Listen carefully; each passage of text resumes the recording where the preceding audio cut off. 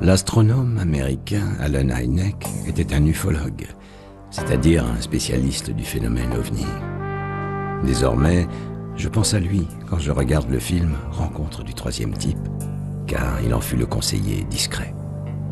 Le docteur Hynek disait que le phénomène est trop sérieux pour être confié à des ufologues et qu'on devrait le réserver à des enquêteurs professionnels. D'une certaine manière, j'ai exaucé son vœu, puisque je suis officier dans un service de renseignement français et qu'un beau jour, j'ai voulu comprendre pourquoi les soucoupes volantes de cinéma atterrissaient toujours au Nouveau-Mexique ou à Washington.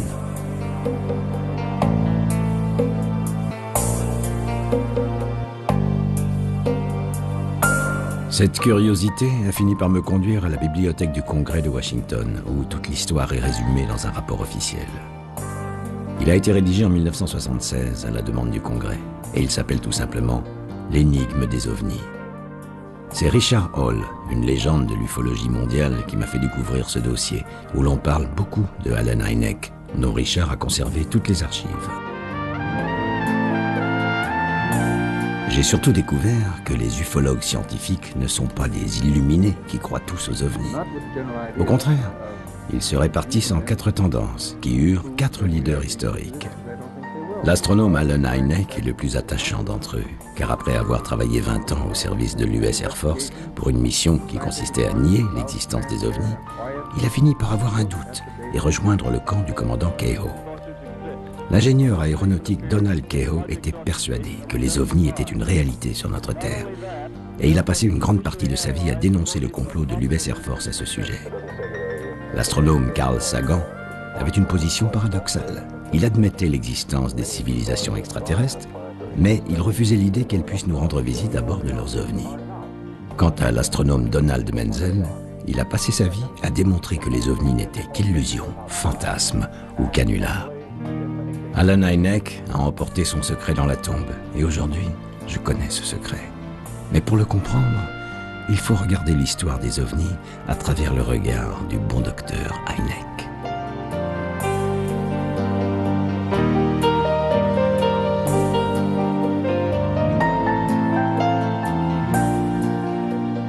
Le plus simple, c'est que je vous raconte cette histoire comme je l'ai fait un jour avec Alex, un ami qui préparait un livre sur le défi que l'idée extraterrestre pose à la pensée religieuse. Nous devions échanger des informations, et j'ai commencé par lui raconter mon pèlerinage au Nouveau-Mexique, la patrie des soucoupes volantes, qui regroupe tous les noms légendaires dans un triangle magique. Alamogordo, la ville qui a vécu de White Sands, le centre spatial où on a fabriqué les premières fusées américaines. Corona, le lieu exact où s'est écrasé le fameux ovni de Roswell. Socorro, lieu légendaire d'une rencontre du troisième type. Et au cœur de ce triangle, comme par hasard, mais je devais découvrir que ce n'était pas un hasard, Trinity Site, où explosa la première bombe atomique de l'humanité.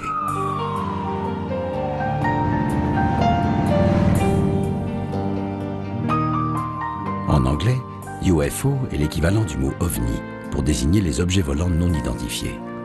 Par Wendy Connors à Albuquerque, j'ai vite appris qu'on disait ufologie pour l'étude du phénomène et ufologue pour parler des spécialistes.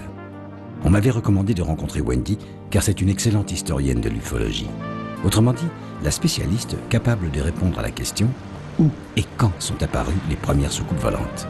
Était-ce dans le monde réel ou dans le cinéma? À ma grande surprise, j'ai découvert que tout commence durant la Seconde Guerre mondiale, au-dessus de Holoman et Los Alamos, 2 bases militaires du Nouveau-Mexique où on prépare la bombe atomique dans le plus grand secret. Le physicien Enrico Fermi travaille alors à la bombe. À cette époque, un vrai scientifique admet déjà la probabilité statistique d'autres civilisations dans l'univers. Comme Holoman et Los Alamos sont régulièrement survolés par des engins bizarres, Enrico Fermi s'exclame mystérieusement « Mais où sont-ils » Il veut dire par là « Puisqu'ils existent, où se cachent-ils dans la galaxie ?» Le fameux paradoxe de Fermi vient de naître. À la fin de la guerre, les pilotes démobilisés confirment ces engins bizarres, des boules lumineuses qui les poursuivaient pendant les combats et qu'ils ont surnommés Foo Fighters. L'armée de l'air américaine soupçonne une arme secrète de la Luftwaffe et elle interroge les savants allemands qu'elle a capturés et ramenés en Amérique au cours du programme Paperclip. Mais les Allemands avouent qu'ils n'ont jamais réussi à fabriquer les soucoupes volantes qu'ils ont imaginées.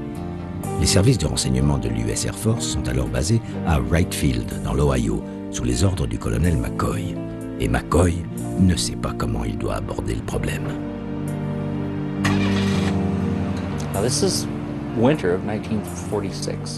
C'était durant l'hiver 1946. Le Pentagone a envoyé un message à Wright Field décrivant l'observation d'un aviateur haut gradé. Nous n'en savons pas plus. Quelques jours plus tard, le colonel Klingerman, le général Howard McCoy, directeur des services des renseignements T2, le colonel Miles Cole, ont fait ce qu'on leur a ordonné de faire. Ils ont commencé à enquêter sur cet étrange disque. La chose a filtré et les gens ont commencé à chuchoter, même dans les services des renseignements T2, à propos de ce fameux projet Soucoupe. Le projet Soucoupe a commencé à se développer lentement. Mais tout d'un coup, l'affaire Kenneth Arnold prend des proportions nationales, fait le tour du monde et tout le monde s'excite. Grâce à Wendy, j'ai appris que le nom de soucoupe volante fut inventé par la presse en 1947 à la suite du témoignage d'un pilote civil.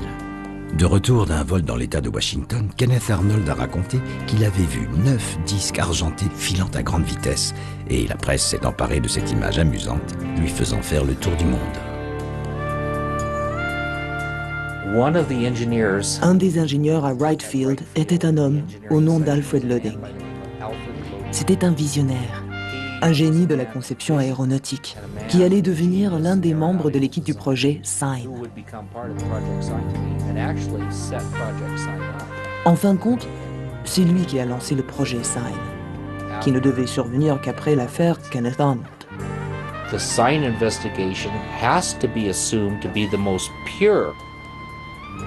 Il faut considérer le projet Sign comme l'enquête la plus sérieuse qui ait jamais eu lieu concernant le phénomène OVNI. Plus tard, l'Air Force sera condamnée pour son attitude envers les OVNI. Nous oublions que l'armée ne fait que ce qu'on lui dit de faire. L'armée ne détermine pas sa ligne de conduite. Sa ligne de conduite lui est dictée par le pouvoir politique du gouvernement américain. Mais le gouvernement avait peur. Il n'avait pas de réponse. Et le peuple américain exigeait une réponse. Quand on n'a pas de réponse, qu'est-ce qu'on fait? On fait du spectacle. Et c'est exactement ce qu'a été l'enquête officielle suivante au sujet des OVNI. Ça a été un spectacle portant le nom de projet Grudge.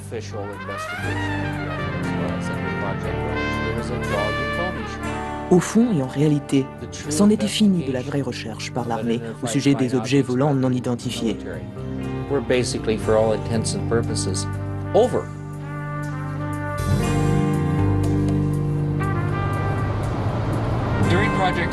À l'époque du projet Sign, une des personnes impliquées dans ce projet était un certain colonel Arthur J. Hemstreet. Et le colonel Hemstreet a dit qu'on avait envoyé Alfred Lodding à Roswell dès qu'on a su qu'un objet avait atterri. Et qu'on lui avait donné l'ordre de ne rien dire de ce qui se passait à Roswell, même pas au général commandant le service de renseignement T2.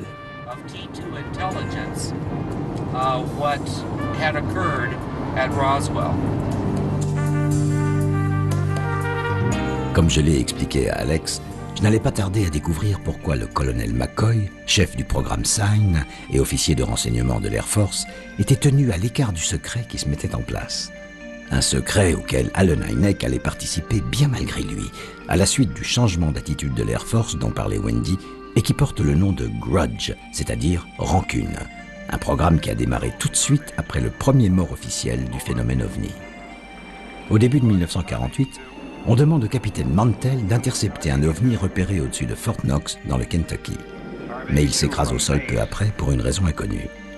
Officiellement, il a poursuivi la boule lumineuse de la planète Vénus et il a dépassé les limites d'altitude de son appareil.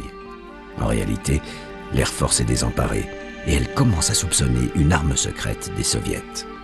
Le Pentagone annule la mission du colonel McCoy parce qu'il affirme que les ovnis ne sont pas d'origine terrestre. On brûle les archives du programme SIGN, on le remplace par Grudge, qui devra ridiculiser les milliers d'observations d'OVNI dont les Américains témoignent chaque année. Dans cet objectif, l'Air Force engage Allen Hynek, qui devra tout expliquer par des phénomènes simples et naturels. Durant 4 ans, le Dr Hynek parcourt ainsi l'Amérique, honorant son rôle de debunker, c'est-à-dire en langage ufologique, celui qui est chargé de cacher la vérité. Mais en 1952 survient la vague d'OVNI sur Washington, qui met l'Air Force en alerte pendant 3 jours et qui va inspirer le cinéma. L'armée de l'air parle d'un phénomène naturel qui a trompé les radars et réaffirme que les ovnis n'existent pas, même s'il existe un pourcentage de cas inexplicables. With respect to this remaining percentage, and that is that it does not contain any pattern of purpose or of consistency that we can relate to any conceivable threat to the United States. Puis, l'armée de l'air crée Blue Book, un programme qui a pour mission d'éduquer le peuple américain, c'est-à-dire lui apprendre à ne plus voir des ovnis partout. En réalité, un officier supérieur et 2 secrétaires vont se contenter d'enregistrer les témoignages, tandis que Allen Hynek devra ridiculiser les plus absurdes d'entre eux. Une douzaine d'années s'écoulent, mais les ovnis sont toujours là. Devant les moyens ridicules de Blue Book, l'opinion commence à soupçonner le gouvernement de cacher une étude à un autre niveau. Historiquement, il est vrai que les ovnis ont été classés au plus haut niveau de secret d'État, encore supérieur à celui qui a protégé la fabrication de la bombe atomique. Allen Hynek lui-même commence à avoir des doutes et il suggère la création d'une commission d'enquête scientifique qui devra analyser le rôle exact de Blue Book. Au grand désespoir de l'Air Force, la commission, qui comprend notamment Carl Sagan, suggère qu'il vaudrait mieux analyser sérieusement les archives de Blue Book au lieu de les mépriser. Le problème, c'est que les universités américaines refusent d'analyser ce sujet ridicule. Il faudra 2 ans et 500 000 $ pour que l'Air Force passe un accord avec l'Université du Colorado. Mais avant que l'étude ne commence, le scandale éclabousse le directeur de cette étude, Edward Condon. Une fuite permet aux ufologues de rendre publique une note confidentielle de son adjoint destinée à rassurer la communauté scientifique. Cette note précise que la commission Condon fera semblant de croire aux soucoupes volantes pour mieux prouver qu'il est impossible d'en trouver une seule. Et en 1969, comme souhaité par l'Air Force, Edward Condon conclut à la désespérante impossibilité de conclure selon son immortelle formule. Sur les 10 000 cas archivés par Blue Book, 600 dossiers resteront à jamais non classés, c'est-à-dire inexpliqués. La légende des X-Files est née. Allen Hynek a échappé au scandale de la commission Condon car l'Air Force l'en a écarté. Elle n'a plus confiance en son debunker, qui commence à être écœuré du rôle qu'on lui fait jouer. C'est alors qu'Allen Hynek fonde le QFOS, son association avec laquelle il définit les 3 typologies du phénomène. La rencontre du premier type, c'est-à-dire l'observation de boules lumineuses, la rencontre du deuxième type, c'est-à-dire l'observation rapprochée d'un engin inconnu, et la célèbre rencontre du troisième type. Dans son partenariat finissant avec l'Air Force, une dernière épreuve attend Allen Hynek, en compagnie du secrétaire de l'Air Force. Ils ont été convoqués par le Congrès, qui voudrait comprendre ce qui se passe avec les ovnis et surtout avec l'argent public. Mais en présence de son patron, le Dr Hynek sait qu'il devra se taire. Good luck, doctor. Well, I don't need it. Thank you. En 1964, Allen Hynek avait interrogé Lonnie Zamora, le shérif de Socorro, acteur malgré lui d'une célèbre rencontre du troisième type. Wendy et moi, nous avons tenté de faire la même chose, c'est-à-dire rencontrer Lonnie en passant par un de ses copains, Jacob Zingerle. C'est un morceau de jumbo, le cylindre dans lequel on a fait exploser la bombe atomique à Trinity Site. Le Nouveau-Mexique a toujours été un endroit où les hommes contemplent les étoiles. Nous avons eu la première explosion atomique. Les savants allemands du programme Paperclip ont été transportés ici au Nouveau-Mexique, où le Dr Von Braun a développé le programme spatial. Tout a commencé ici. C'est pour ça que les gens du Nouveau-Mexique considèrent avec beaucoup de sérieux la question du voyage spatial et de la vie extraterrestre.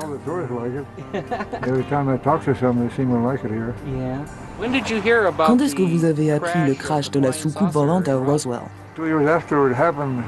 2 ans plus tard, je crois que c'était une soucoupe volante, mais ils ont fait une sorte d'opération de camouflage. Le gouvernement a fait en sorte que personne ne sache rien. Je pense qu'il y a des voyages spatiaux entre les planètes. Il doit y avoir d'autres planètes comme la Terre dans l'univers, c'est certain. En fait, les gens qui vivent sur Terre ne viennent peut-être même pas d'ici, mais d'une autre planète. On les a balancés ici comme on balance un chat ou un chien dont on veut se débarrasser et qu'on abandonne quelque part. Je pense que ça s'est passé comme ça sur la Terre.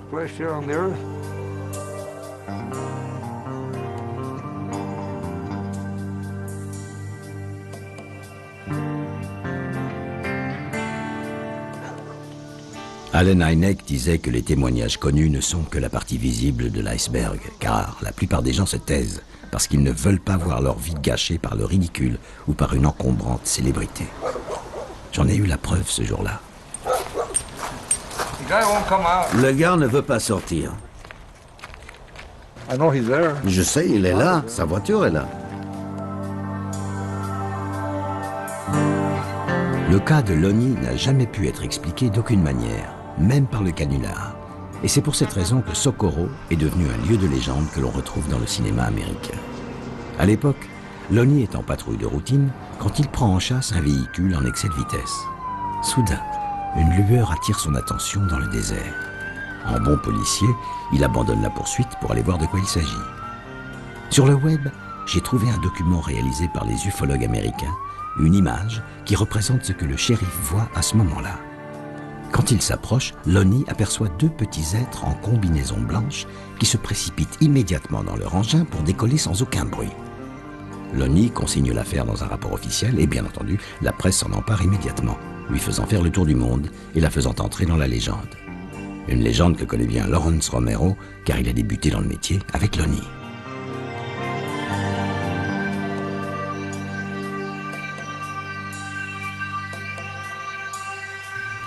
Quand on a eu cette observation d'OVNI ici à Socorro, j'étais un jeune officier de police de 20 ans et je venais juste d'être engagé. Je connaissais très bien Lonnie Zamora. Avec du recul, quand on regarde ce qu'il a vécu, le traumatisme qui en a découlé, l'humiliation et tout ça, je pense qu'il regrette toute cette affaire. We're going to be by the airport off the side road here, coming off the old 85 road. I know Lonnie. Je connais Lonnie et je pense qu'on peut lui faire confiance, mais ça a très probablement détruit sa carrière. More likely destroyed his career.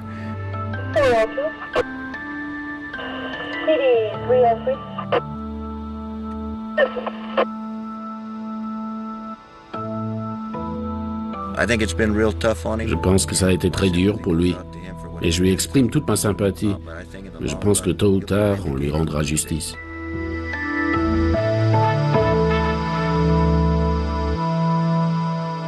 Ce qui est troublant, c'est qu'il est arrivé exactement la même chose et à la même époque dans le sud de la France, en Provence.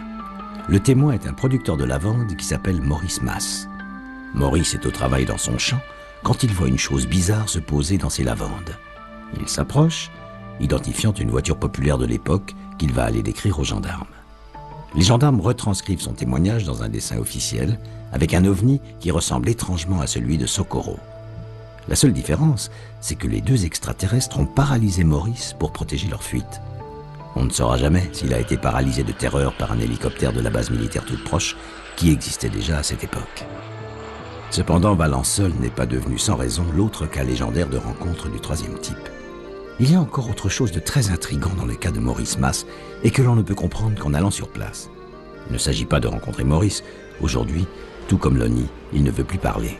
Il préfère oublier cette histoire et sa mauvaise célébrité.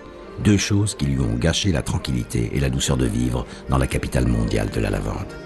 Mais on peut toujours en parler avec l'adjoint au maire, Maurice Chassepoul. Ça a eu une retombée exceptionnelle, ça a fait du bruit, comme on dit. Mais c'est vrai que depuis, systématiquement, les gens viennent, demandent, s'informent. Des années après, et les gens s'informent. Mais où est-ce qu'on peut voir le lieu où la soucoupe s'est posée? Est-ce qu'il est vrai que l'herbe depuis n'a pu repousser? Bon, elle est restée quelques temps de repousser, c'est vrai, mais depuis elle a quand même repoussé. On a des gens du monde entier qui continuent à venir. Alors au moment où la soucoupe s'est posée, où cet ovni, cet objet volant non identifié s'est posé, alors là ça a été... Mais personne, même Maurice Masse en avait assez. Il est parti d'ailleurs. Et au bout de quelques jours, on l'a plus vu. C'est vraiment quelque chose d'exceptionnel. Ça ajoute encore quelque chose au charme du village, parce qu'on a un village charmant. On n'a jamais fait de publicité particulière pour la soucoupe volante, mais on en parle quand même. Avec Maurice, nous sommes les quelques personnes qui, de Valençol, ont vu le soir même les traces sur le terrain. Et bien entendu, on s'est posé la question toute simple, qu'est-ce qui a bien pu se poser? Ça ne peut que nous alerter, nous mettre sur une piste où l'on peut aller beaucoup plus loin et peut-être qu'un jour, les scientifiques nous expliqueront ce qu'il en est de ces traces sur le terrain. Max Demolle est le maire de Valençol qui m'a parlé du deuxième ovni tombé il y a 10 ans dans le champ de son frère Maurice. En réalité, cet ovni n'en était pas un, mais son explication rationnelle vient paradoxalement au secours de ce que pensent certains ufologues. Je ne sais pas si c'était le vent ou si c'est... Enfin, du côté nord, c'était pas loin, les tiges. Et du côté sud, ça allait à 40 mètres loin. Alors des gens sont venus depuis voir. Des gens qui croient beaucoup aux ovnis et ils ont plutôt cru que c'était des ovnis, hein, eux. Mais moi, je sais pas si c'était un avion à décollage vertical ou si c'était simplement la foudre. En 1989, il est probable qu'il s'agissait de la foudre, attirée par les antennes radars situées à proximité. Et voilà ce qui est intéressant. Les radars émettent de très puissants champs de micro-ondes, dont certains ufologues pensent qu'ils peuvent perturber le vol des ovnis. Car ces mêmes ufologues pensent que les soucoupes volantes utilisent les micro-ondes comme énergie motrice. Ainsi, il y aurait une explication à l'ovni de Valençol en 1965. Il aurait été affaibli par les micro-ondes et il serait allé se poser dans le champ de Maurice Masse.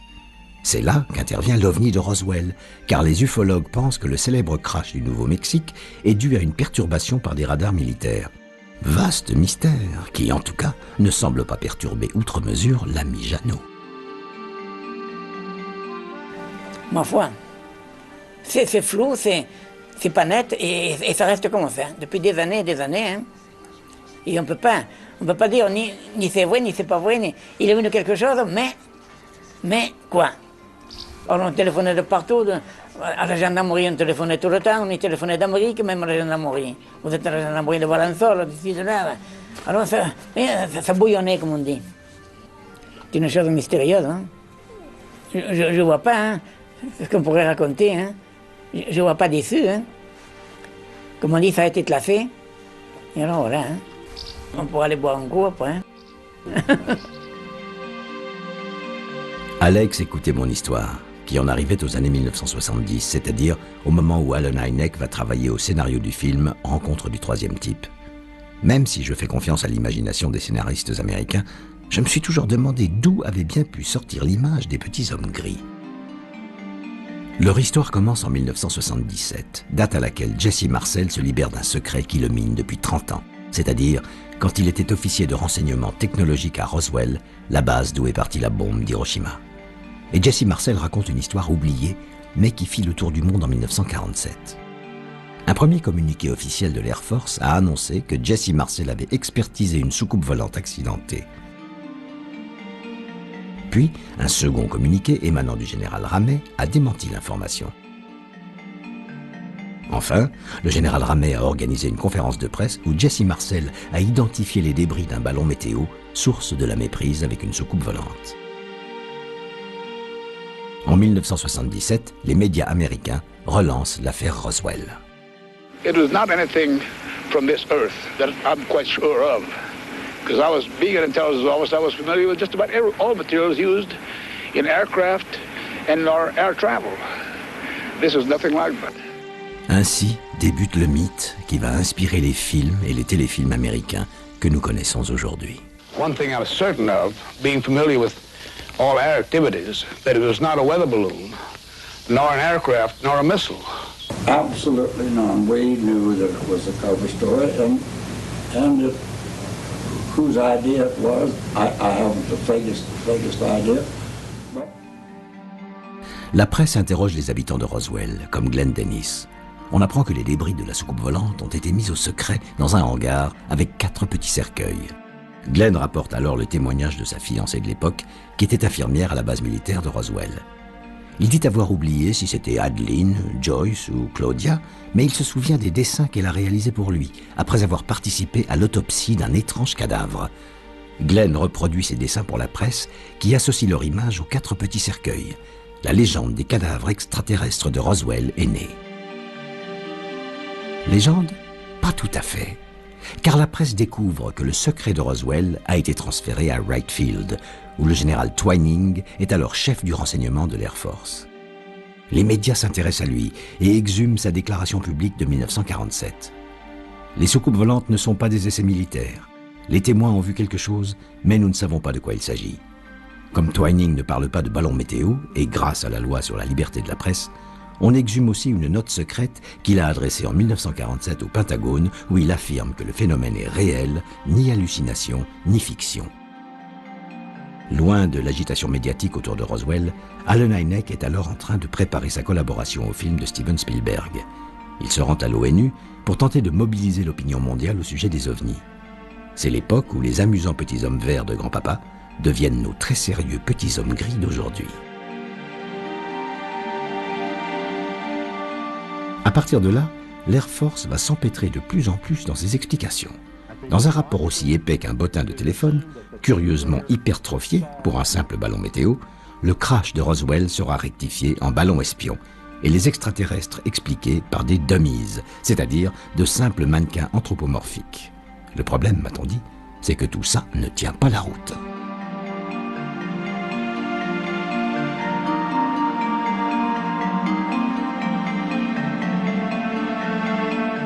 Et j'ai vraiment envie de croire Wayne Madsen, un ancien de l'US Air Force, quand il démonte tranquillement ses versions de l'affaire Roswell. Avant que nous n'allions nous-mêmes à Roswell, Wendy avait suggéré une rencontre avec Wayne, qui fut d'abord aviateur, puis ingénieur aéronautique au sein de l'Air Force. Quand il était pilote de bombardier au Laos, Wayne a personnellement pourchassé un ovni. Puis, il a testé des missiles et des avions secrets sur la base de Holloman, ici, au Nouveau-Mexique. Décidément, Holloman tenait beaucoup de place dans cette histoire, et je devais découvrir que ce n'était pas fini. Vous me demandez si le US Air Force, pas nécessairement l'Air Force, mais aussi le gouvernement américain, camoufle les informations à propos des ovnis. Ma réponse est oui. J'ai découvert que l'engin qui est censé s'être écrasé à Roswell n'avait pas la forme d'une soucoupe volante, mais plutôt la forme d'un boomerang. Il y a eu des tas de rumeurs qui ont circulé. C'était un ballon espion, mogul, c'était un ballon météo. On a même cherché à savoir si ce n'était pas une fusée V2 qui aurait volé jusque-là avec une paire de singes dans le nez. Puis ils ont dit, d'accord, les extraterrestres supposés avoir été vus à Roswell n'étaient que des dummies, des mannequins anthropomorphiques. Malheureusement, ils ont fait une petite erreur parce que les dummies n'ont pas été utilisés à Holloman avant le 1er mai 1953 et l'affaire de Roswell date de 1947. Aussi, ça fait une petite différence là. Est-ce que je crois personnellement aux ovnis? Oui, je crois qu'il n'y a pas de fumée sans feu. Aujourd'hui, nous continuons à dire que la vitesse de la lumière est une limite infranchissable. Des scientifiques ont découvert une onde de gravité qui se déplace à 310 fois la vitesse de la lumière. Si elle voyage à cette vitesse-là, les vastes distances entre nous et les systèmes solaires les plus proches ne sont plus aussi vastes que ça. Je crois qu'il y a quelque chose derrière tout ça. Maintenant, est-ce que ce sont des engins de notre planète, des engins de notre dimension, des engins pilotés par un groupe secret d'aviateurs, de US Air Force? Je n'ai pas la réponse, mais j'aimerais bien le savoir. But I sure would like to know.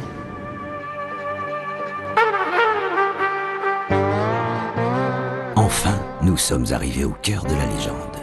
Et comme tous les touristes qui viennent ici pour acheter des souvenirs, nous avons flâné dans la ville avant de nous rendre au musée. J'avoue que je me demandais si j'allais vraiment voir un morceau de soucoupe volante. De ce point de vue, j'ai été un peu déçu. Mais la rencontre avec le fondateur du musée fut néanmoins très étonnante. En 1947, Walter Haut était porte-parole de la base de Roswell et depuis longtemps, Wendy voulait lui arracher son secret. A-t-il vu, oui ou non, les cadavres des extraterrestres ? Vous êtes l'homme qui a annoncé au monde que l'armée de l'air des États-Unis avait en sa possession une soucoupe volante.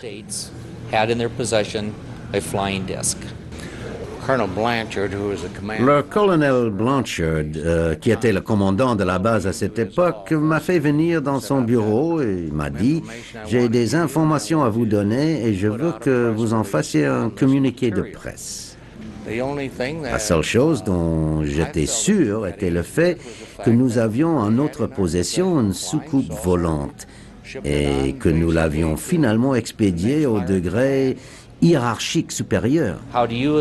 En tant que citoyen américain, qu'est-ce que vous pensez de ce camouflage de l'affaire Roswell? Je pense qu'une opération de camouflage a été conçue de manière à ce qu'on pense que c'était un ballon mogol ou un autre genre de ballon. Mais mon sentiment personnel est que c'était quelque chose qui venait de l'espace. Et puis, nous sommes allés visiter la base de Roswell, qui est aujourd'hui un aéroport civil. Une bonne nouvelle, car je voulais survoler Corona, l'endroit où la soucoupe volante s'est écrasée, pas très loin d'un ranch. Mais auparavant, nous avions rendez-vous avec Dennis Balthazar, un collègue de Wendy, historien de l'affaire Roswell. Tous les trois, nous nous sommes retrouvés dans le fameux hangar 84, l'asile du mystère qui conservera à jamais le secret des débris et des cercueils qui furent entreposés là, sous bonne garde, en 1947. This is not something that should be laughed at. Ce n'est pas quelque chose dont on puisse se moquer. Il n'y a pas de quoi rire, parce que des vies humaines ont été menacées. J'en ai fait moi-même l'expérience en 1997. Un homme dans l'Oklahoma avait un morceau des débris, alors j'ai pris rendez-vous pour le rencontrer. J'avais découvert que c'était un policier militaire affecté ici en 1947. Arrivé en Oklahoma, je n'ai pas pu le voir. J'ai été intercepté. Au lieu de ça, je me suis vu rencontrer deux gars qui ont prétendu être des officiers de l'US Air Force et agents spéciaux de renseignement. Ça a changé ma vie. Donc, l'affaire Roswell, c'est du sérieux. Il s'est passé quelque chose à Roswell. Et on essaie encore de le cacher aujourd'hui. Il y a eu trop de témoins impliqués dans cette affaire. Plusieurs centaines ont été questionnés à ce propos. Et beaucoup d'entre eux ont été menacés de mort. Et c'était sûrement pas à cause d'un ballon météo ou d'un mannequin anthropomorphique. Quand votre vie est menacée, ça devient sérieux. Aux États-Unis, nous avons la loi sur la liberté de l'information qui permet aux particuliers d'interroger les agences gouvernementales. Mais elle a ses défauts.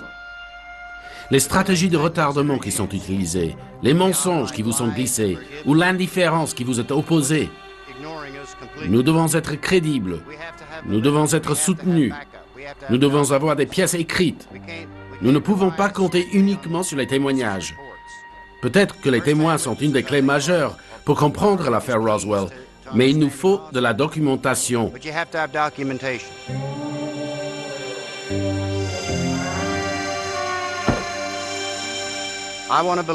Je veux croire. Je ne suis pas suffisamment égoïste pour penser que je suis la seule chose dans tout l'univers. J'espère bien que non.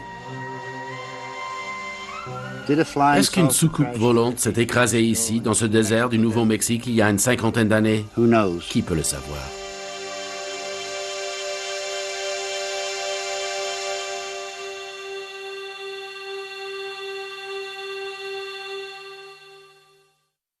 Alex a eu la même réaction d'incrédulité que j'ai eue moi-même. Tous mes amis américains parlaient d'un complot de leur gouvernement. Certes, les USA sont un État fédéral où la tradition des pionniers est de se méfier du pouvoir central. Mais je devais découvrir qu'il n'y a pas que l'Amérique profonde qui dénonce le complot.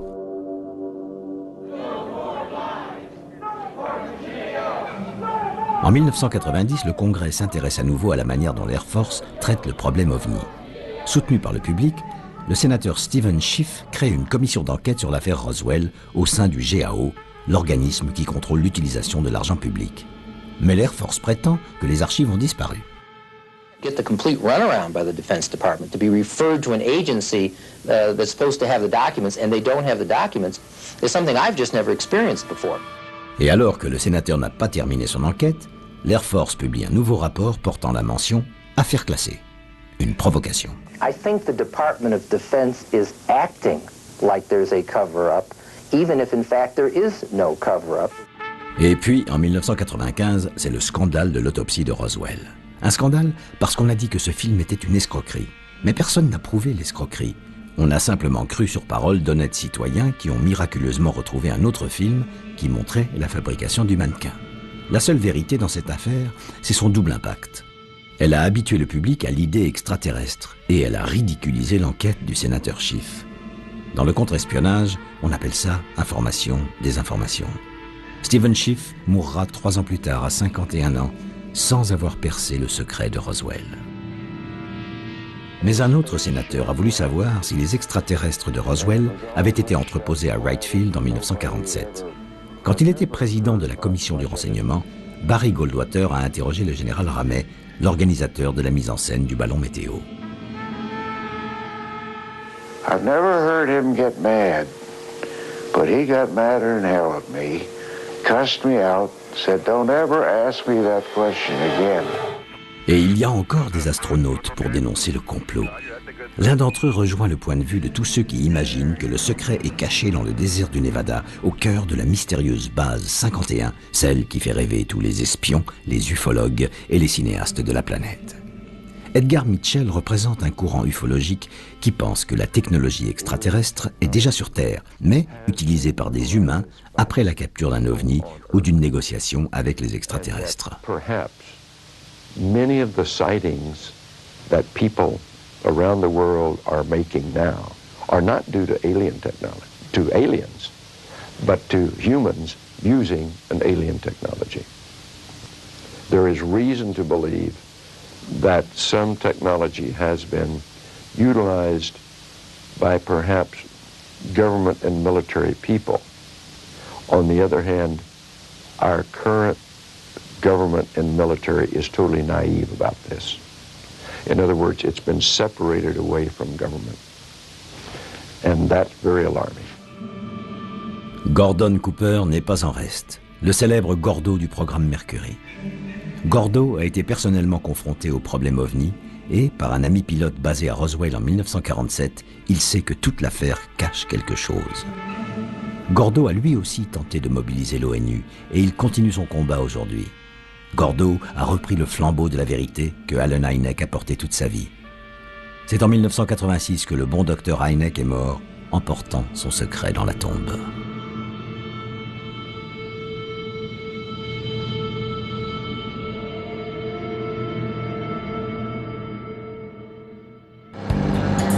Ce secret, je ne devais le comprendre qu'après avoir rendu visite à celle qui fut la meilleure amie et la plus fidèle collaboratrice de Allen Hynek.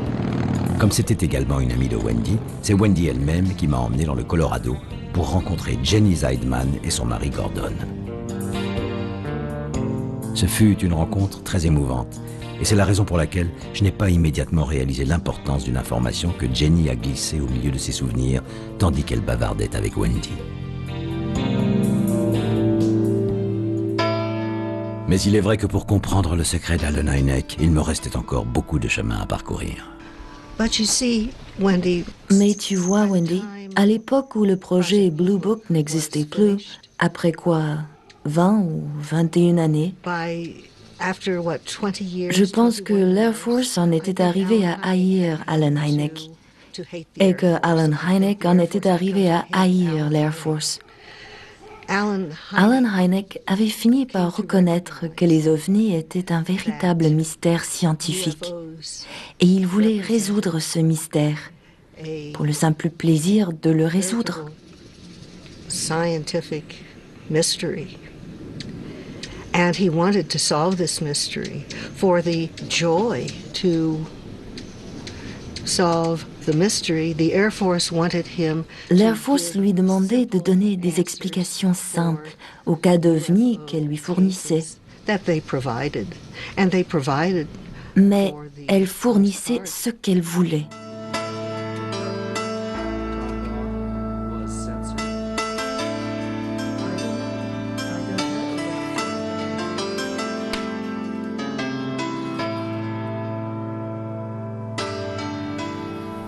I think he died. Je pense qu'il est mort satisfait de savoir qu'on se souviendrait pour toujours du travail qu'il a accompli avec l'Air Force, With the job that he had with the Air Force. mais aussi de lui en tant qu'inventeur de l'expression « rencontre rapprochée du troisième type ». Il était heureux d'avoir fait commencer les gens à réfléchir, et je pense qu'il est mort avec cette satisfaction. Il savait qu'on se souviendrait de lui. Mais en même temps, il pensait qu'il aurait pu faire beaucoup And at plus. the same time feeling that he could have done so much more. I believe there is a conspiracy. Je crois qu'il y a un complot de l'Air Force et du gouvernement vis-à-vis de l'information de l'opinion publique. Pourquoi ce complot? Est-ce parce que le gouvernement, qui est le père du peuple, pense en tant que père que l'enfant n'est pas assez adulte pour connaître la vérité? Mais il y a une autre possibilité. Peut-être le gouvernement est-il aussi perplexe que n'importe qui à ce sujet, et il ne veut pas que le public sache qu'il est tout aussi ignorant que lui. As puzzled as everyone else is, and they do not want the public to know that they are also ignorant of the true facts. I will tell you that a month before Je vais te he dire died, qu'un mois avant sa mort, il m'a fait venir dans sa maison de Scottsdale pour un adieu. we both knew it was a goodbye. Nous savions tous les deux que c'était un adieu. And he said to me, Et il m'a dit, do you think vous pensez que c'est tout ce qu'il y a? this is all there is?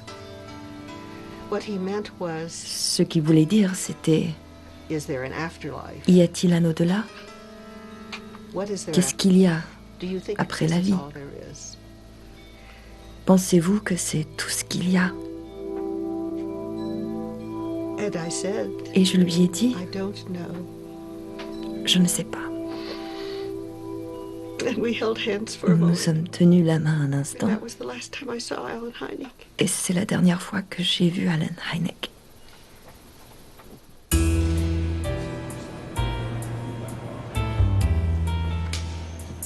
Et c'est ainsi que je me suis retrouvé à Washington pour discuter avec Richard Hall, sans Wendy, mais grâce à la chaîne d'amitié qu'elle avait organisée.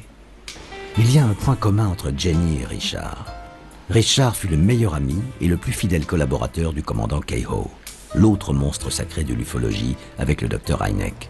D'ailleurs, le destin ne fait jamais rien par hasard, puisque Donald Keyhoe et Allen Hynek sont devenus amis après avoir été adversaires dans leur quête commune de la vérité. Aujourd'hui, Richard est lui-même devenu une légende vivante parce qu'il est l'héritier des deux hommes. Quand je l'ai rencontré, il m'a dit « Afin que 20 ans de sueur, de larmes et de sang ne soient pas perdus, j'ai fondé le FUFOR, qui a récupéré toutes les archives du NICAP de Keyhoe et du CUFOS de Hynek. Et un jour, nous finirons bien par savoir la vérité. » I'm trying to remember the year. J'essaie de me souvenir en quelle année c'était. Je pense que c'était en 58 ou 59. Le colonel McCoy était déjà retraité de l'Air Force à ce moment-là. If they are humanoid, there can be humanoids picked out, since the range of size, shape, and color on this planet covers almost the entire spectrum, that it almost dictates the fact that there would be, let's say, agents of the space people, wherever they come from, living among us at the present time and having been here over the last 100 years. Quand je travaillais avec Donald Keyhoe, nous formions une bonne équipe parce qu'il savait comment fonctionnait le gouvernement et l'armée, car il était diplômé de l'Académie navale. Il était licencié en ingénierie, c'était un pilote très expérimenté, il avait une incroyable expérience d'aviateur. Je pense que le commandant Keyhoe a fini par conclure que c'était le CIA qui était derrière le secret visant les ovnis. En fin de compte, la raison pour laquelle ni le CIA, ni quiconque au gouvernement, ni même les médias ne sont capables d'aborder le sujet, c'est qu'il est trop complexe, trop difficile à comprendre. Les implications sont tellement vastes qu'il est beaucoup plus facile de dire « bon, c'est pas vrai ». Je pense que la vérité sur Roswell finira par être connue, mais j'aimerais préciser que cela n'a aucune importance. Mais admettons qu'on se soit trompé et qu'il s'agisse d'un test secret de notre part. Ça n'explique toujours pas les 50 dernières années d'observation d'OVNI. Ça n'explique rien du tout.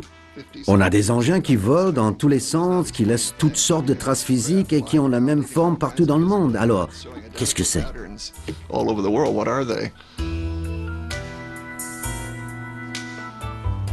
Ces gens-là ne viennent peut-être même pas de l'espace. J'aime dire qu'ils viennent d'ailleurs. Par ailleurs, je suis ouvert à tout.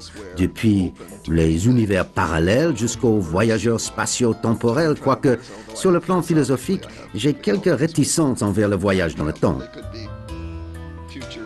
Ils pourraient être des humains venus du futur ou quelque chose comme ça, je ne sais pas. Et je n'ai vraiment pas envie de spéculer sur ce genre de choses, mais je pense qu'il y a eu des rencontres face à face, les yeux dans les yeux, avec des êtres venus d'ailleurs, et qui ne sont pas d'une culture classique ou identifiée sur Terre. C'est comme ça que je pourrais exprimer la chose. On ne sait pas, tout simplement. C'est une des grandes questions qui sont aujourd'hui sans réponse. Il faut en même temps une bonne dose de patience et un grand sens de l'humour parce que les ovnis ne m'ont absolument pas rendu riche. Mais je garde bon espoir, surtout à cause de ma dernière publication, qui est plutôt énorme en fait. Elle fait autour de 800 pages entre le texte, les dessins et les photos. J'aimerais dire à la nouvelle génération, et même aux gens plus âgés, étudiez l'histoire sérieuse des ovnis parce que si vous pensez qu'il n'y a pas de preuves, une grande surprise vous attend parce qu'il y a une énorme accumulation de preuves. Allen Hynek appelait même ça une embarras de richesse. C'était l'une de ses expressions. Il y a une sorte de déconnexion entre toutes ces preuves et la connaissance que les gens en ont. Et nous travaillons dur à rétablir cette connexion.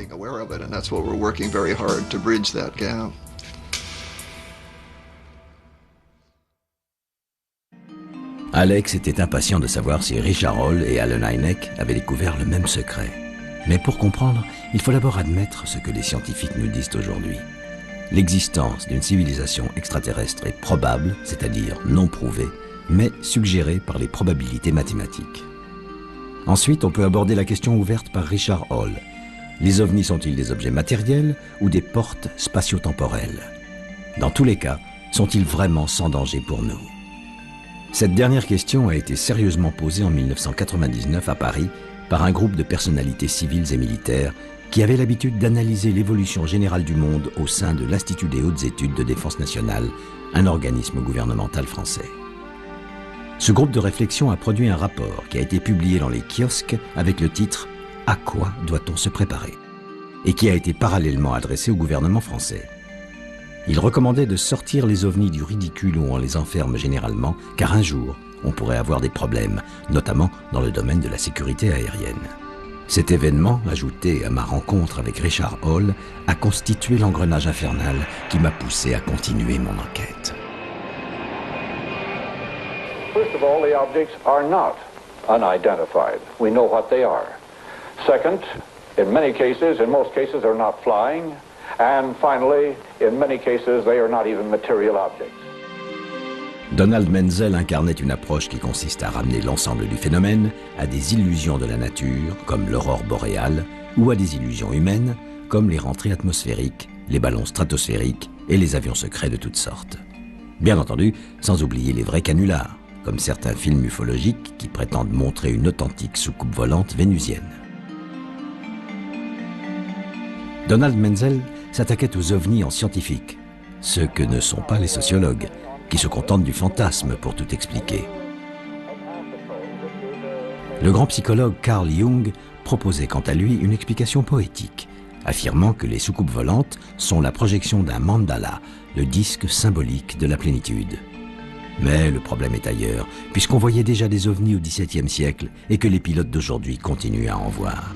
Allen Hynek disait qu'il faut toujours chercher le signal au milieu du bruit.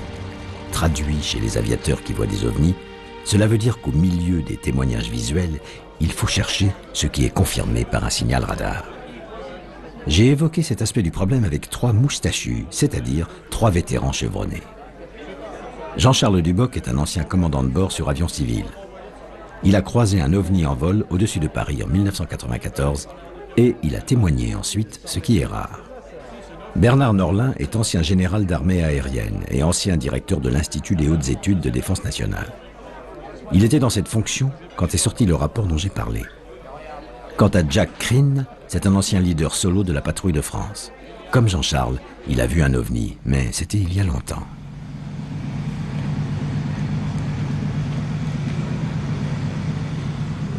Le steward qui était dans le poste, la copilote, puis moi-même avons vu un objet absolument énorme passer devant nous et s'arrêter à 25 nautiques de notre position. Il avait une dimension de 2 à 300 mètres, comme une espèce de très grosse lentille rouge sombre avec des bords flous. Nous l'avons observé à peu près entre 1 et 2 minutes. Nous l'avons vu devenir transparent et disparaître. Et j'ai commencé à en parler que lorsque j'ai appris qu'il y avait eu un écho-radar qui était enregistré sur ce phénomène par le centre de Taverny. Moi, avec le recul, j'ai pris ça, disons, comme une démonstration de puissance technologique d'une civilisation extraterrestre qui nous dit, ben voilà, vous n'êtes pas seul dans l'univers, voilà ce que nous savons faire. Moi, personnellement, ce que ça m'a fait, c'était de m'intéresser à l'astronomie. Parce qu'on parle d'OVNI, mais les gens n'ont aucune connaissance en astronomie. Je pense qu'il y a une ouverture sur l'univers qui est en train de se faire et c'est très important d'enseigner l'astronomie à des jeunes.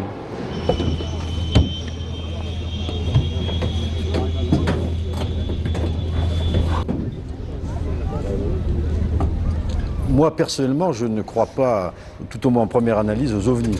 D'abord, en tant que pilote de chasse, moi, j'ai jamais été témoin de phénomènes un peu bizarres. En revanche, je connais de nombreux pilotes, de mes camarades, de pilotes de chasse. Il y a de nombreux témoignages de telles observations.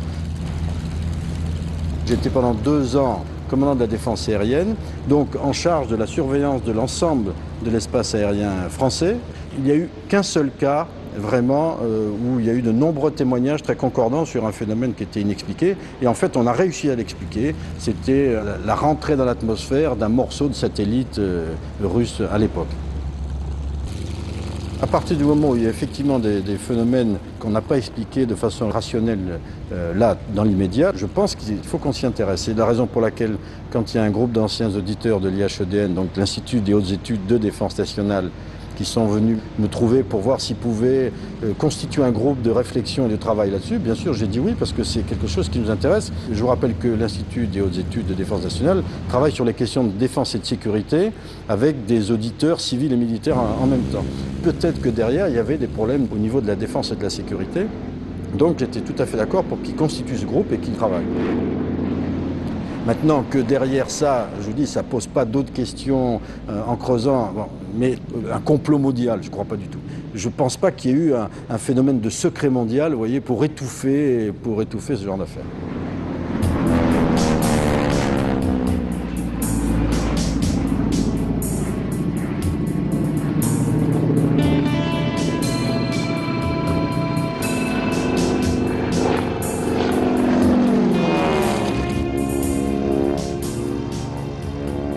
Pendant un entraînement en vol de nuit avec les Mirages, rassemblement de nuit au radar, j'ai vu, et mon coéquipier également, quelque chose qui nous a évidemment interpellés et qui ne correspond toujours pas, moi, à l'état actuel de mes connaissances aéronautiques, quelque chose auquel je puisse donner une explication. Je dirais un objet lumineux qui se déplaçait alternativement entre le chasseur et la cible. Je voyais ça un peu comme un fuselage d'avion de ligne avec des hublots, un peu des lumières, une grande lumière intérieure. Et à chaque fois qu'on se dirigeait sur lui, ça partait, je disais, mais vitesse de l'éclair, quoi. Hein. Et hop, ça revenait, boum. Et comme quelque chose qui observe, qui vient nous voir, etc. Donc ça s'est passé 4 fois. voyez, on s'est interrogé longtemps. Et à l'époque, c'est vrai que on n'en parlait pas trop parce que c'était des coups, je dirais, à passer en conseil médical, avoir une... Alors, comme dans nos visites médicales, il y a le côté physique et le côté psychologique. Bon, l'ambiance à l'époque, c'était plutôt de garder ça sous le coude, parce qu'on aurait pu passer pour un délicieux farfelu, quoi. J'ai un tas de collègues qui me disent « Attends, mais moi aussi j'en ai vu. » Je dis « Pourquoi tu parles pas ?» Je ne vais pas passer pour un délicieux farfelu. C'est pas des choses qu'on puisse raconter tous les jours, puisqu'il y a des gens, ça peut briser leur carrière, ça peut déclencher des attitudes de moquerie ou de dévalorisation, quoi. Je crois qu'il y a une évolution importante au niveau, je dirais, des grands chercheurs. Puisque, comme je vous disais, il y a plus de 350 témoignages qui ont été analysés dans des milieux scientifiques, dans des milieux de savants qui font ça de la manière la plus pragmatique qui soit et la plus mentale qui soit. Donc maintenant, on peut commencer à en parler. Alors le problème, c'est la manière dont on s'en empare. On va en faire encore une chose magique, extraordinaire, la guerre des étoiles, ou on va peut-être évoluer vers quelque chose de plus très intéressant.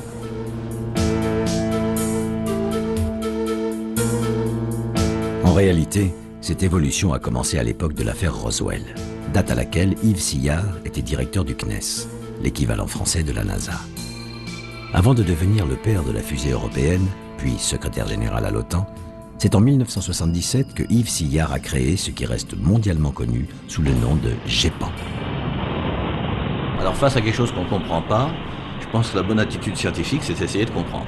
Et donc, on a créé le groupe d'études des phénomènes aérospatiaux non identifiés, le GEPAN, avec la mission d'analyser sérieusement les témoignages sur le plan psychologique, physique, sur tous les aspects, de façon à essayer de comprendre est-ce que ça se passait dans la tête des gens, ou autrement, de quoi s'agissait-il. C'est un des rares organismes au monde qui s'est attaqué, qui continue à travers son fils, ou je ne sais pas comment il faut l'appeler, le CEPRA, à s'intéresser de façon sérieuse et rigoureuse à ce phénomène. Le problème, si vous voulez, c'est que on est en face de phénomènes qui sont inexpliqués et qu'on n'arrive pas à expliquer. Donc je pense que ça reste pour moi fondamental de conserver une attitude rigoureuse et scientifique vis-à-vis d'un phénomène qu'on ne comprend pas et qui visiblement apparaît de façon permanente dans le monde entier. Donc ça me paraît essentiel de continuer à s'y intéresser.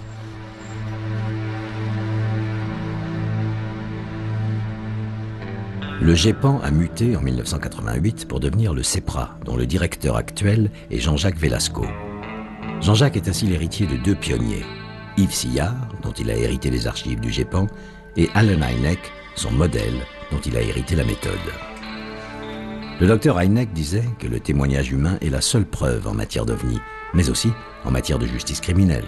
Donc, dans les deux cas, il faut la même rigueur, mais aussi le même respect vis-à-vis du témoignage. En France, une procédure administrative prévoit que le CEPRA reçoive une copie des témoignages officiels en matière d'OVNI.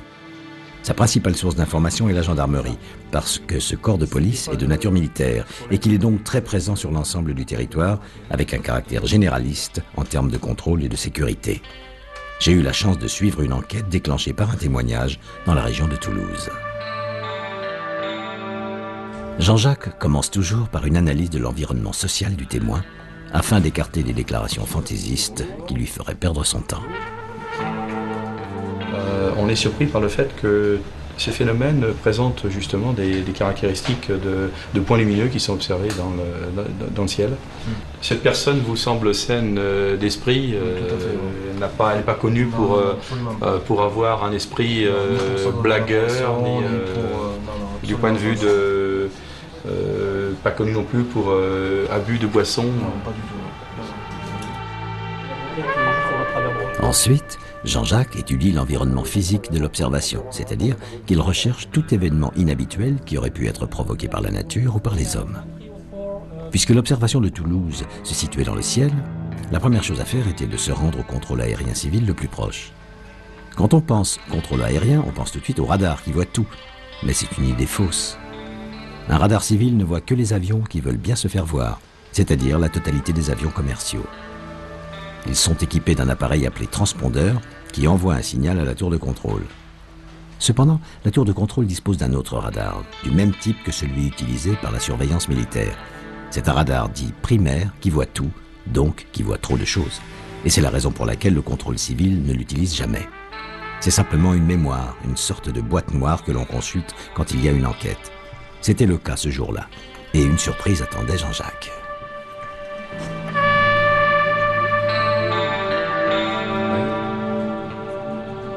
Et donc là, vous êtes sûr que ce ne sont pas des avions?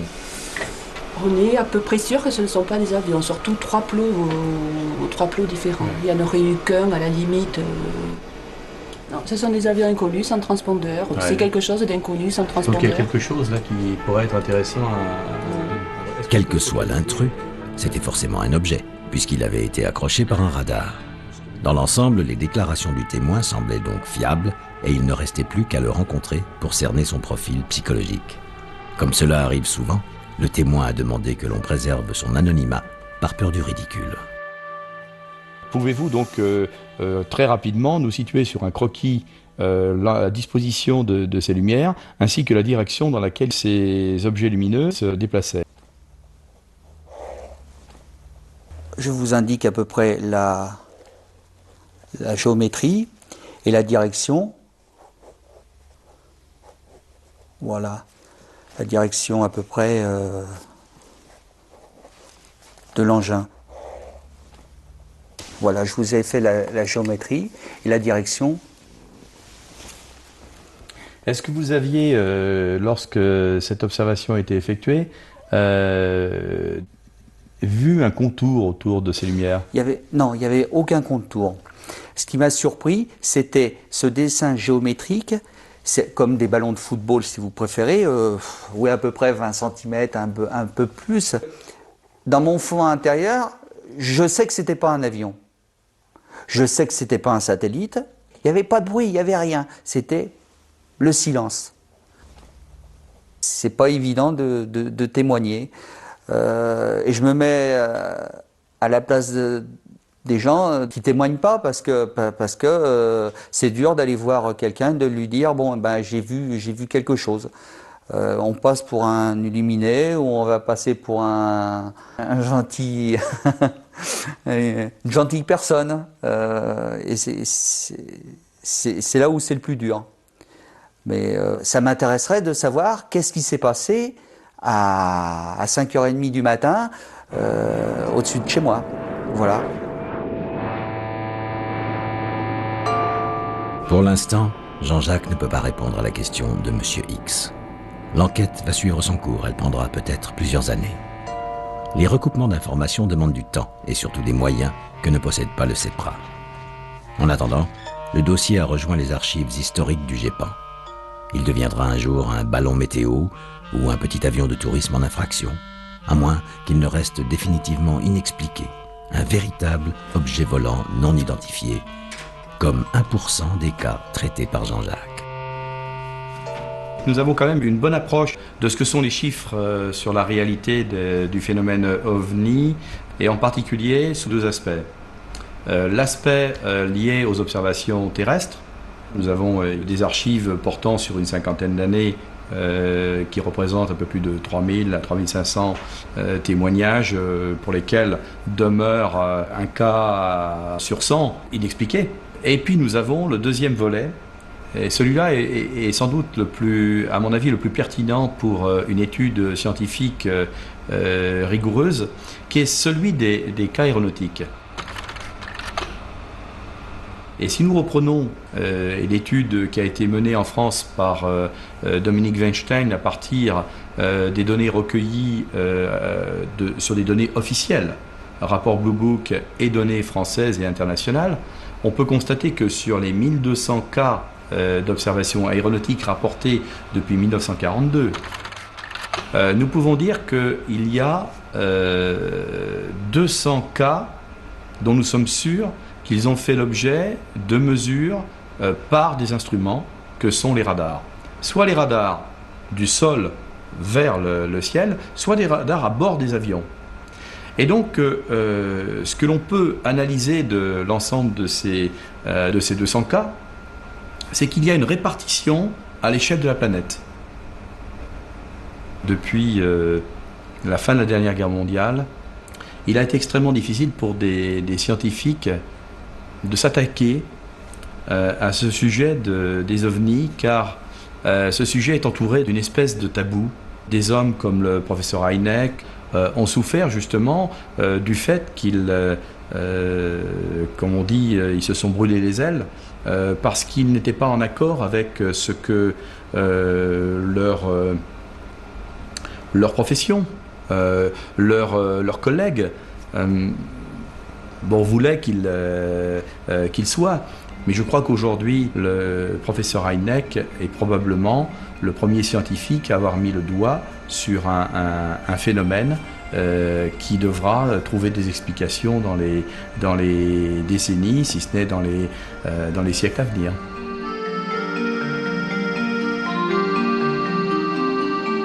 Allen Hynek avait des doutes. Donald Menzel avait des certitudes. Ce qui est amusant, c'est qu'un troisième astronome a réussi à défendre une position exactement intermédiaire. Il s'agit de Carl Sagan, mondialement connu pour être l'un des pères du SETI, ce programme scientifique de la NASA qui recherche l'intelligence extraterrestre dans les étoiles. It doesn't say that I think extraterrestrial life is impossible. Quite the contrary. I think that many of the stars in the sky have planetary systems.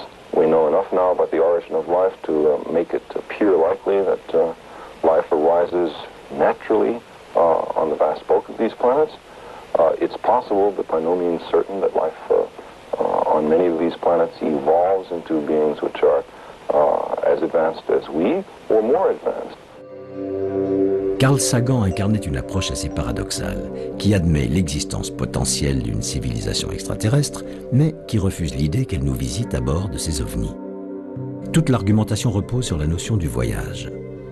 En référence aux lois physiques que nous connaissons aujourd'hui, cela consiste à dire « Il faut des centaines de milliers d'années pour voyager à travers la galaxie. Donc, il est impossible que les engins spatiaux viennent faire un petit tour chez nous, puis repartent tranquillement chez eux. » Mais au moment où nous pensons à coloniser Mars, c'est oublié un peu vite qu'il a fallu une toute petite vie de terrien, 66 ans, entre le moment où un homme a fait un bond sur la Lune et celui où un autre homme a fait un bond sur la Terre avec la première machine volante de l'histoire. C'est encore oublié qu'entre le rêve de science-fiction d'Arthur C. Clarke et la matérialisation de ce rêve fabuleux, il ne s'est même pas écoulé 20 ans. Ce que l'homme imagine un jour, il le fait tôt ou tard dans la réalité.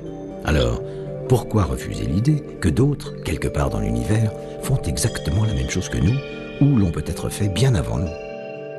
Si nous imaginons depuis longtemps des soucoupes volantes, terriennes ou extraterrestres, c'est qu'elles viendront tôt ou tard. Pour les terriennes, c'est déjà en route. Pour les extraterrestres, qui peut prédire l'avenir? Sinon la science-fiction.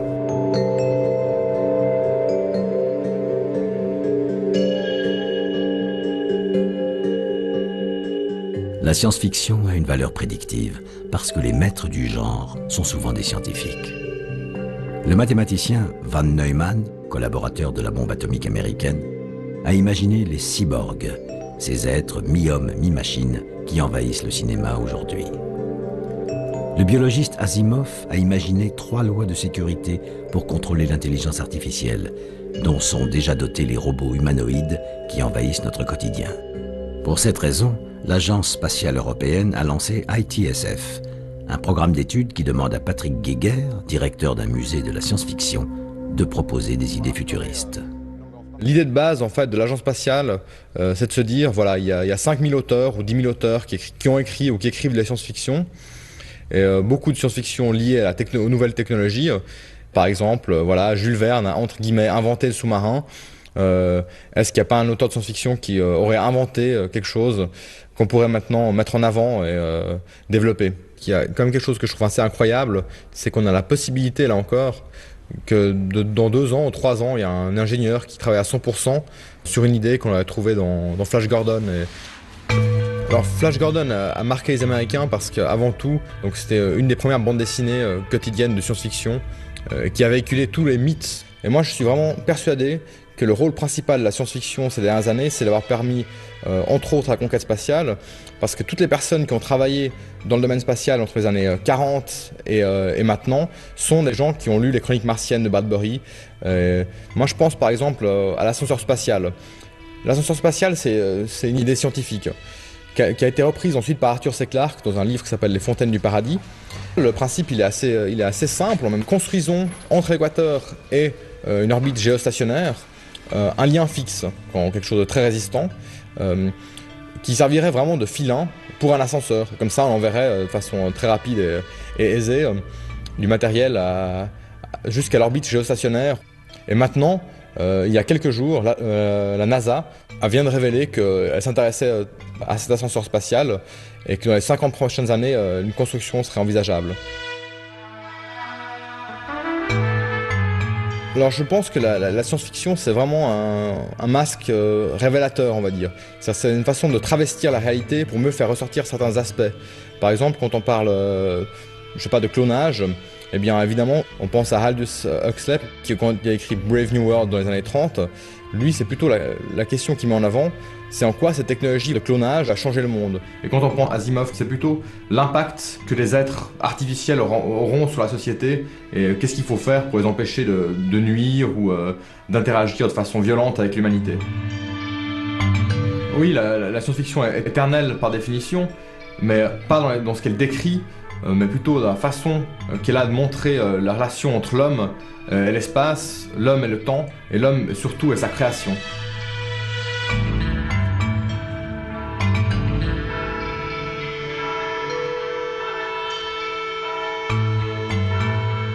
Quand j'étais jeune, les maîtres de la science-fiction m'ont fait rêver avec des fusées à moteur ionique qui partaient pour de lointains voyages intersidéraux. On peut imaginer ma surprise quand j'ai découvert un vrai moteur ionique dans un centre d'essai de l'Agence spatiale européenne. Mais hélas, je n'ai pas vu de moteur utilisant la magnéto-hydrodynamique, un système de propulsion révolutionnaire qui existe aujourd'hui dans les laboratoires et qui serait utilisé par les ovnis. C'était top secret ou on l'étudiait ailleurs. En tout cas, David Raitt, le responsable du programme ITSF, m'a bien confirmé que la fiction d'aujourd'hui, c'est la réalité de demain. Et quoique je ne sois pas très avide de science-fiction, même si j'apprécie ce genre de film, j'ai eu cette idée parce que la littérature et la bande dessinée de science-fiction sont pleines d'idées de technologies spatiales. Et donc, il devait y avoir un moyen de savoir si ces idées étaient réalisables avec la technologie actuelle ou avec la technologie qui sera disponible demain matin. Quand le programme sera terminé, c'est-à-dire dans 1 mois ou 2, nous aurons une liste de ces idées que les ingénieurs et les scientifiques de l'Agence spatiale européenne pourront alors évaluer, simplement pour voir si elles sont faisables ou non avec les technologies qu'on a sous la main. Dans notre programme, une idée qui a été évoquée est celle de l'ascenseur spatial, un moyen économique pour aller dans l'espace. C'est un Russe qui en a parlé pour la première fois aux environs de 1895. On y est revenu en 1960 et puis encore en 1975 avec une nouvelle de Arthur C. Clarke qui aborde ce concept. Et aujourd'hui, quelques 25 années plus tard, la NASA vient de publier un rapport sur le même concept, en concluant que dans 50 ans d'ici, la technologie pourra transformer cette idée d'ascenseur spatial en une application concrète qui enverra les gens dans l'espace de manière très rapide et économique. Donc, nous avons ce besoin d'explorer, en particulier cette voûte céleste piquetée de lumière que nous voyons tous les soirs quand nous regardons dehors. Il fait noir, nous voyons ces lumières, nous avons besoin d'y aller voir. Nous voulons visiter ce genre de choses parce qu'elles sont là et que nous sommes curieux. Quant à ce qui concerne la principale motivation pour la conquête spatiale, d'évidence, il y en a plusieurs, je pense. Le tourisme sera évidemment l'une de ces motivations, mais bien sûr, l'exploration sera une autre. Nous voulons voir comment se présente la vie sur la plus lointaine planète. Nous voulons savoir si la vie existe là-bas. Pourquoi notre planète, la Terre, serait-elle la seule planète de l'univers où on pourrait finalement trouver de la vie? Je ne crois pas que cela soit possible. Donc, l'exploration sera certainement l'une des motivations. Tourisme, exploration, il y en a certainement d'autres. Mais ces deux-là, au moins, sont les principales. Science-fiction ou pas, il devenait clair que la durée du voyage intersidéral était le cœur du problème, à partir du moment où on admet l'hypothèse scientifique de la civilisation extraterrestre. C'est à cet instant que j'ai abordé avec Alex l'échange d'informations dont je parlais, car il y a une manière radicale de régler le problème du voyage. The Air Force itself has officially admitted that flying saucers exist. This statement appears in Project Saucer Case number 75. Not only that, the Air Force has officially analyzed the motives of possible visitors from space. Here is a direct quotation from the official report. Such a civilization might observe that on Earth we now have atomic bombs and are fast developing rockets. Donald Keyhoe incarnait l'approche qui consiste à dire que les visiteurs extraterrestres ne voyagent pas parce qu'ils sont déjà parmi nous. Ce n'est pas l'idée d'une invasion secrète, mais plutôt l'idée qu'ils seraient nos ancêtres. Des êtres semblables à nous-mêmes qui auraient colonisé notre planète avant le déluge et dont l'humanité conserverait la mémoire sous les traits de tous les dieux dont elle peuple le ciel. On peut sourire de cette approche, mais on peut aussi observer que dans la culture terrienne, la vie et la connaissance tombent toujours du ciel. Les textes religieux sont remplis d'allusions à des dieux, des anges, des géants ou des rois qui sont venus sur terre avec leurs chars de feu pour apprendre la soumission aux hommes et féconder leurs femmes. Et on peut encore remarquer que dans les anciennes civilisations humaines, les grands prêtres étaient toujours de grands astronomes, ou le contraire, ce qui revient au même. En matière de mystère cosmique, il y a d'évidence un lien entre le sacré et le profane. Et la meilleure preuve est que le père du Big Bang était un père de l'Église catholique, l'astrophysicien Georges Lemaître. Personnellement, j'en étais resté à Galileo Galilei, qui a failli perdre la vie à cause de cet amalgame sacrilège, au contraire du pauvre Giordano Bruno, brûlé vif en l'an de grâce 1600, pour les mêmes raisons. Nos ancêtres les extraterrestres est la version moderne de l'hérésie qui choque autant les rationalistes que les croyants religieux. Mais comme me l'a expliqué l'écrivain Gildas Bourdet, elle a le mérite de rappeler que les grands mythes fondateurs de l'humanité sont toujours un mélange de réalité et d'imaginaire. Le père Corrado Balducci est un témoin tout à fait remarquable qui s'est prononcé sur les ovnis de manière positive. Je l'ai vu moi-même à une conférence sur les ovnis en Italie, à Saint-Marin, l'année dernière. Et là, sur cet entretien, il dit, bien sûr qu'il y a des extraterrestres et un bon chrétien doit s'en réjouir car c'est à la gloire de Dieu. Il faut savoir qu'il est spécialiste de démonologie au Vatican. C'est un théologien spécialiste de démonologie. Donc les démons, il sait qu'est-ce que c'est. Or, je l'ai vu par sa conférence expliquer qu'il ne faut pas avoir peur de ces extraterrestres, qu'il faut s'habituer à cette idée qu'il y a des extraterrestres. Il y a toute l'histoire des mythes les plus anciens et des textes fondateurs des religions qui donnent à penser que ce sont des extraterrestres qui ont fondé les grandes religions et beaucoup de mythes également. Alors la question qu'on peut se poser à partir de là, c'est non seulement sur les intentions des extraterrestres, mais sur leur présence dans l'histoire humaine. C'est un aspect que beaucoup d'auteurs ont étudié, et peut-être le point le plus délicat, mais qu'il faut sans doute aborder, c'est l'idée qu'il y a pu y avoir des manipulations génétiques qui ont aidé en quelque sorte à la naissance de l'humanité. Donc toute l'histoire humaine et maintenant le dossier OVNI contemporain nous amène à poser la question, sont-ils encore parmi nous? Eh bien moi je crois que oui, qu'il y a des extraterrestres qui sont là, qui sont parmi nous, et qui se cachent encore, mais qui commencent à se montrer un peu. Donc peut-être que dans les années qui viennent, nous allons en savoir plus, je le crois aussi, sur cette présence des extraterrestres.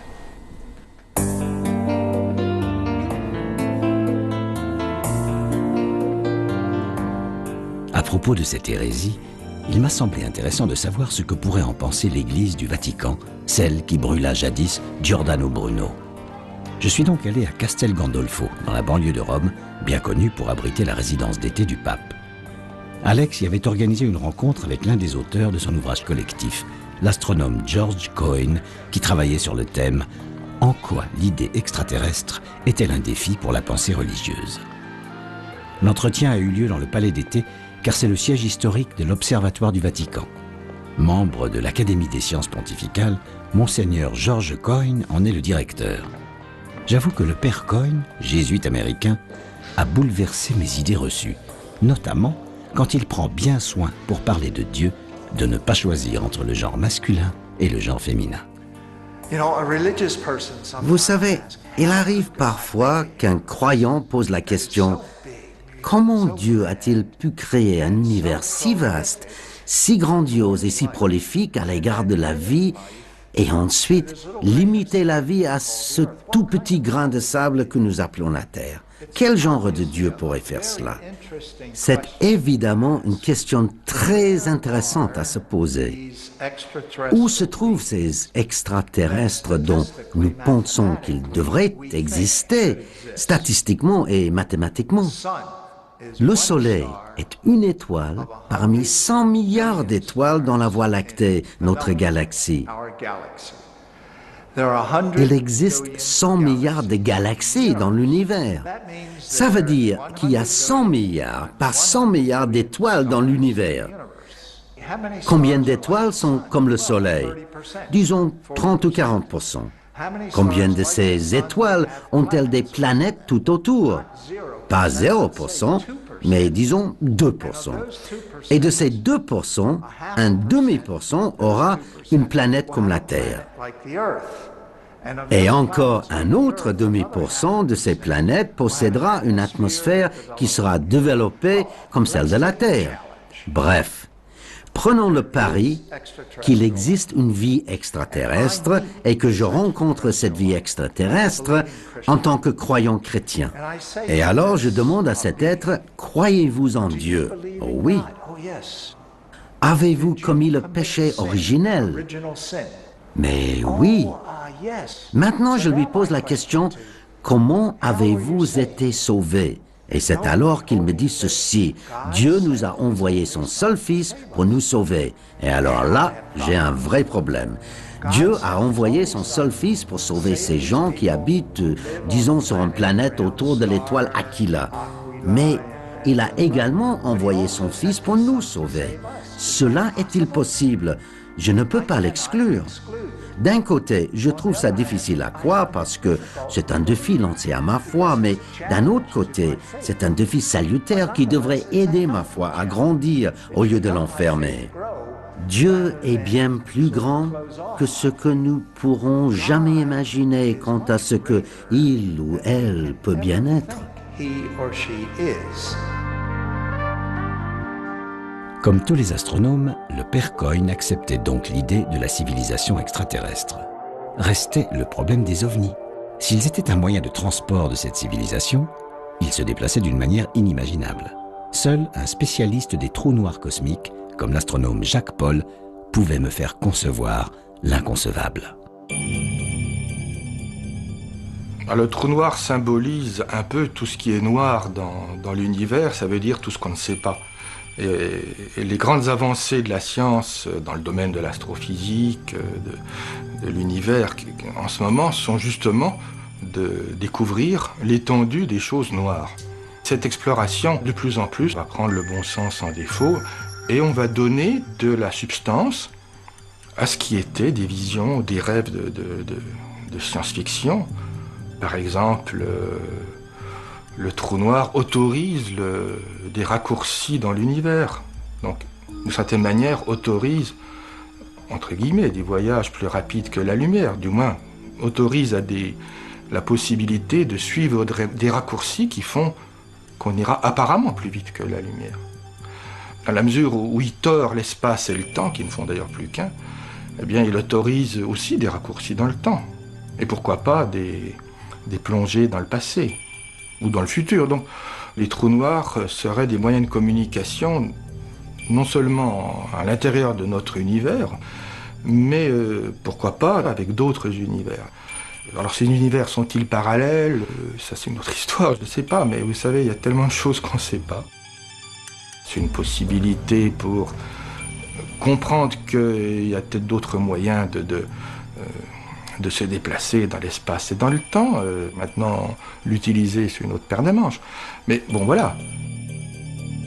Les grandes agences spatiales ont pour but maintenant de chercher dans l'environnement du Soleil, c'est-à-dire dans la très très proche banlieue galactique, de chercher des planètes qui ressemblent à la Terre. J'imagine mal que l'humanité, découvrant l'existence de planètes habitables, n'aille pas y faire un tour. Hein. Ce ne sera pas des voyages plus difficiles à faire que ceux des colons qui ont pris le Mayflower sans espoir de retour. Là, c'est pareil. À ce moment-là, ils sont instantanément devenus des extraterrestres. Ce seront les humains qui seront à ce moment-là des ovnis des autres. On n'est pas très loin des univers parallèles et du saut dans l'hyperespace, hein. On n'est pas très loin de Star Trek. Maintenant, ce qui sera sans doute le futur n'aura rien à voir, ce sera encore sans doute plus fabuleux. Et que quand les gens regarderont Star Trek dans 2 siècles, ils trouveront que c'est affreusement ringard, et que ce qui se passe à ce moment-là sera infiniment plus amusant. Décidément, les astronomes sont des magiciens. Et une dernière surprise m'attendait au bout de ce voyage. À savoir qu'une civilisation extraterrestre est peut-être déjà très proche de nous, s'amusant à nous faire voir des ovnis parce que nous avons besoin de merveilleux et pour nous habituer doucement à sa présence.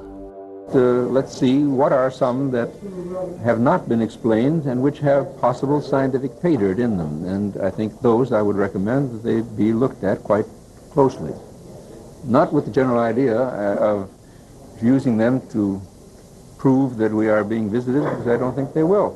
However, a scientist has to keep open-minded on it, and an investigation, a scientific one, without fanfare, a quiet look at the data, I think is in order. Toute sa vie, Allen Hynek a tenté d'ouvrir l'esprit de ses contemporains vis-à-vis des idées qui choquent le bon sens. Hier, ce qui choquait, c'était que la Terre fut ronde. Aujourd'hui, ce sont les mondes parallèles. À l'époque de rencontre du 3e type, Allen Hynek et Jacques Vallée avaient créé le Collège Invisible, un petit groupe de scientifiques qui voulait aborder la face obscure du phénomène OVNI. Jacques Vallée était l'autre conseiller de Steven Spielberg, caché derrière le personnage joué par François Truffaut.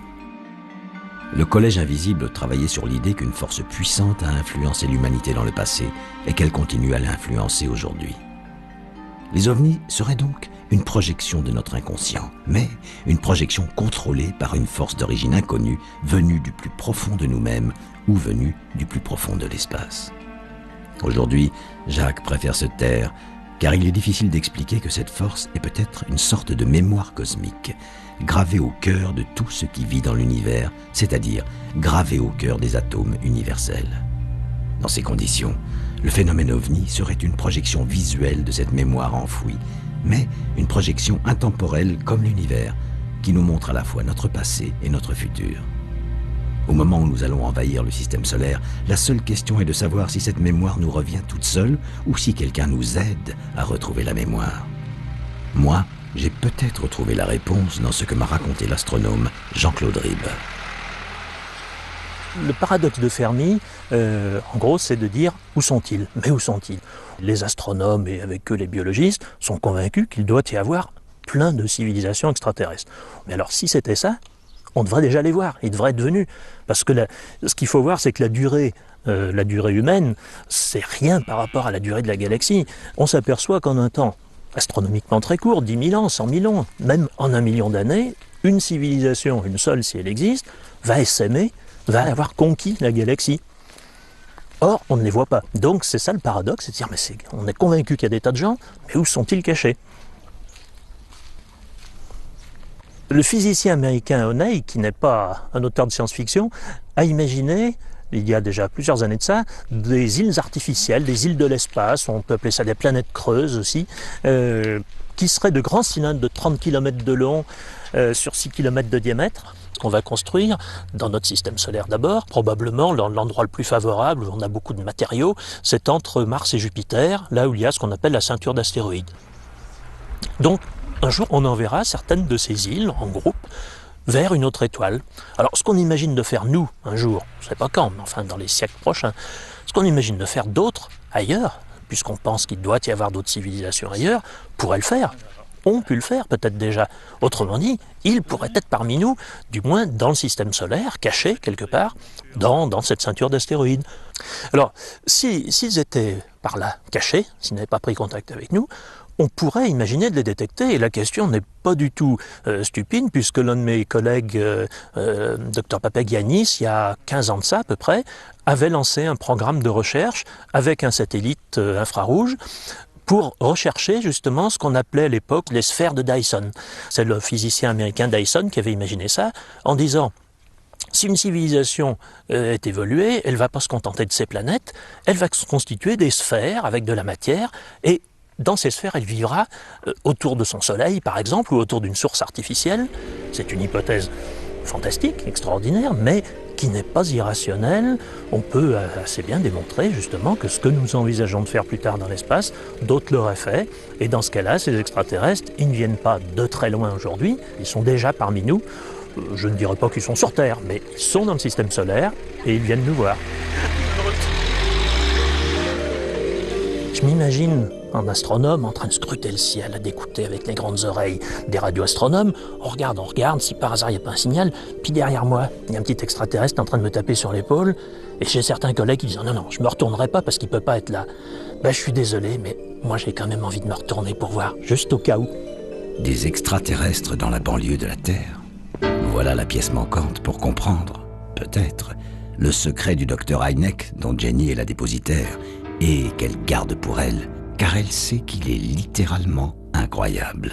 But in 1973, mais en octobre 1973, pendant la grande vague d'ovnis sur la côte est des États-Unis, Hynek et moi, nous étions à un déjeuner dans l'Ohio.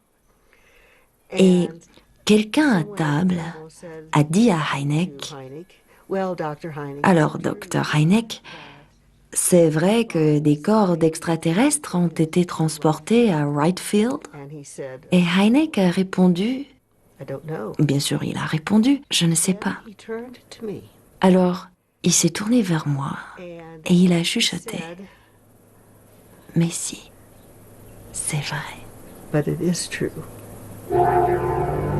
Et Allen Hynek précise qu'en réalité, les corps ont été transférés à Holloman au Nouveau-Mexique.